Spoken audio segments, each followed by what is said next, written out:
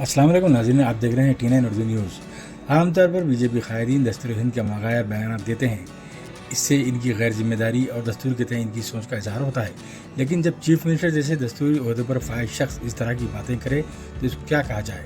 जी हाँ नाज़रीन, मध्य प्रदेश के चीफ मिनिस्टर मोहन यादव ने यूम ख़वातीन के मौके पर ऐसा ही एक गैर दस्तूरी बयान दिया और कहा कि ख़वातीन का मजहब तब्दील करवाने वालों को सजाए मौत दी जाएगी, जबकि इस मुल्क में दस्तूर ने अवाम को मजहबी आज़ादी का हक दिया है, जिसकी बिना पर कोई भी अपनी मजहब की तब्दील कर सकता है।